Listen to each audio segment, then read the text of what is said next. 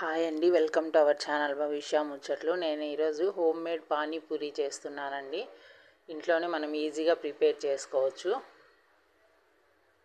నేను పూరీస్ మాత్రం రెడీమేడ్వే తెచ్చుకున్నానండి, అవి ఉన్నాయి ఇంట్లో. సో నేను ఇవంతా స్టఫ్ ఇవంతా ఎలా చేసుకోవాలో నేను ఒకసారి చూపిస్తానండి. చాలా టేస్టీగా ఉంటాయి. బయట ఫుడ్ కంటే ఇది మనం ఇంట్లో ప్రిపేర్ చేసుకోవడం మంచిది కదండి హెల్త్ పరంగా. మనం బయట తెచ్చుకున్నామంటే ఆ పానీలో ఎటువంటి వాటర్ వేస్తారో తెలియదు. టేస్ట్ మాత్రం చాలా బాగుంటుంది. బయట తినాలని టేస్ట్ చాలా బాగుంటుంది అనిపిస్తుంది. కాకపోతే హెల్త్ పరంగా చూస్తే ఇంట్లో చేసుకోవడం మంచిదండి. అప్పుడప్పుడు బయట తిన్నా పర్లేదు, కానీ మనకు టైం ఉన్నప్పుడు అలాంటప్పుడు ఇంట్లో కూడా ప్రిపేర్ చేసి పెట్టినామంటే పిల్లలు హెల్తీగా తింటారండి.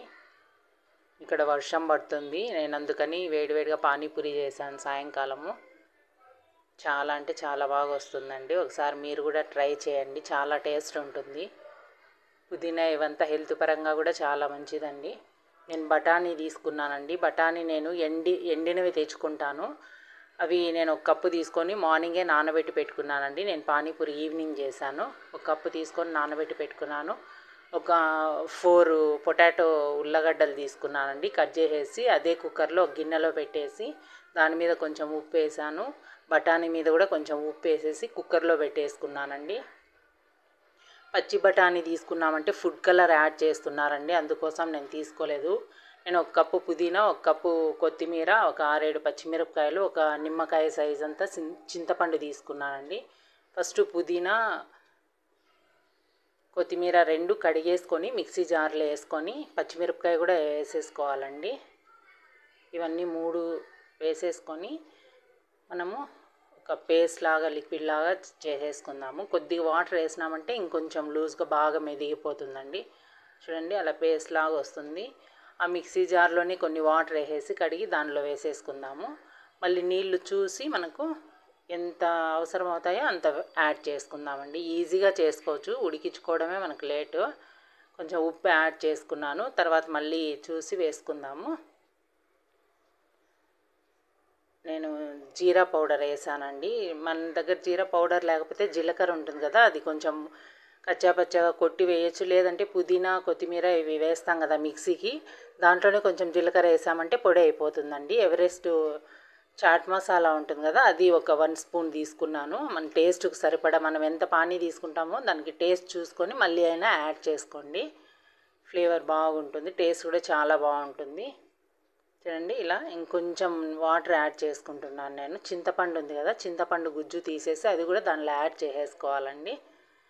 చింతపండు వద్దనుకుంటే నిమ్మరసం కూడా యాడ్ చేసుకోవచ్చు, మన ఇష్టం, అది ఆప్షన్. నేను చింతపండు రసం వేసాను, మళ్ళీ లెమన్ కూడా, నిమ్మకాయ కూడా కొంచెం వేసానండి. ఇదంతా బాగా కలిపేసుకుందాము. కలిపేసుకొని ఉప్పు సరిపోయిందో లేదో మళ్ళీ ఒకసారి చెక్ చేసుకోండి. సరిపోలేదంటే కొంచెం యాడ్ చేసుకోండి. నాకైతే సరిపోయిందండి.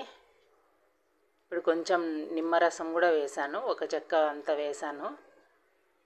ఎర్రగడ్డలు కూడా నేను చాలా సన్నగా కట్ చేసుకున్నానండి. ఇవి కూడా ఉడికిపోయినాయి. మనం ఇది పానీ చేసుకునేలోపు అవి ఉడికిపోతాయండి. కొంచెం చల్లారనిచ్చి తొక్కలంతా తీసేసుకుందాం.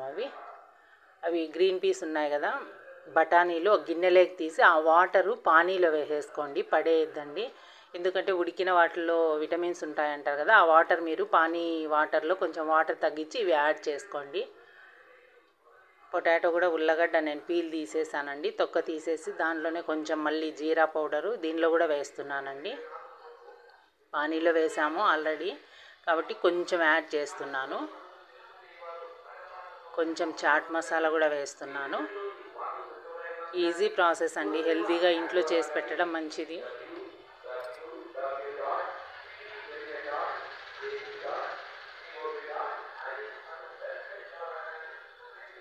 బఠానీ ఉడికించుకున్నాం కదా, అవి నేను కొన్ని దీనిలో స్టఫ్కి వేసుకున్నాను, కొన్ని పానీలో వేసేసానండి. లాస్ట్లో వాటర్ ఉన్నాయి కదా, వాటర్తో సహా నేను పానీలో వేసేసుకున్నాను. ఆనియన్స్ కొన్ని వేస్తున్నాను. బాగా అదంతా బాగా మిక్స్ అయ్యేటట్లు స్పూన్తో కానీ లేదంటే చేత్తో అయినా కలిపేసుకోవచ్చండి. మరీ మెత్తగా లేకుండా కొంచెం పంటికి తగిలేటట్లు. కారం అండి, కారం కూడా 1 స్పూన్ యాడ్ చేసుకున్నాను. మీకు కావాలంటే 1 స్పూన్ ధనియా పౌడర్ కూడా యాడ్ చేసుకోవచ్చు, మీ ఇష్టం అది. నేను ధనియా పౌడర్ అయితే వేయలేదు, కొత్తిమీర ఎక్కువ వేసాం కదా అని అది వేయలేదు.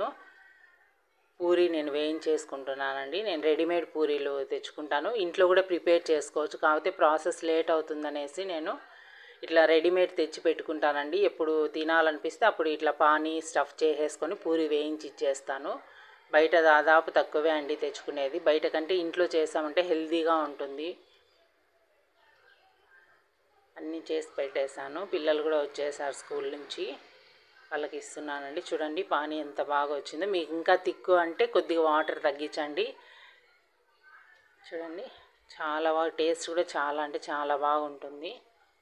పూరీలు కూడా చూడండి, ఎప్పుడు ఇట్లా పానీ స్టఫ్ మిగిలినా కూడా అలానే ఫ్రిడ్జ్లో పెట్టేసి నెక్స్ట్ డే మళ్ళీ కొన్ని పూరీలు వేయించేసి ఇచ్చినామంటే మళ్ళీ కూడా తినగలుగుతారు. అదేం చెడిపోదండి, ఫ్రిడ్జ్లో పెట్టేసుకోవచ్చు మిగిలినా కూడా.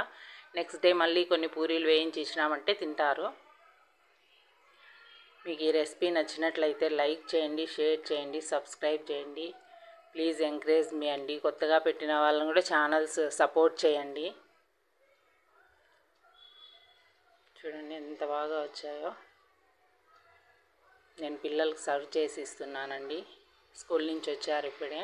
వాళ్ళకు స్నాక్స్ లాగా ఈవినింగ్ ఇది చేశాను. ఇక్కడ వర్షం పడుతుంది, సో పానీపూరి అయితే బాగుంటుందనేసి నేను పానీపూరి చేసేసాను. పానీపూరి ఎన్ని తింటాం కూడా మనకు తెలియదండి, తింటుంటే తినాలనిపిస్తుంది. ప్రతి ఒక్కరికి పానీపూరి అంటే ఇష్టమే ఉంటుంది దాదాపు.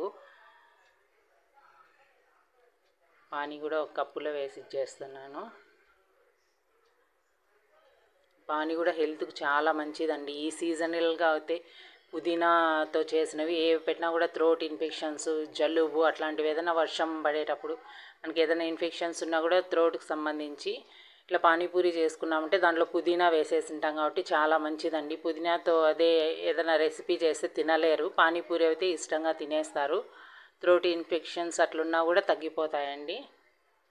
స్టఫ్ చేసి ఇస్తున్నాను. ఆ స్టఫ్ మీకు ఇంకా స్పైసీ కావాలంటే కారం కొంచెం ఎక్కువ యాడ్ చేసుకోవచ్చండి స్టఫ్లో, పొటాటో దానిలో. చూడండి ఎంత బాగా వచ్చాయి, సేమ్ బయట మనం తెచ్చుకుంటే ఎలా ఉంటాయి అదేలాగుంటాయి. ఓకే అండి, ప్లీజ్ సబ్స్క్రైబ్ అండి, ప్లీజ్ సపోర్ట్.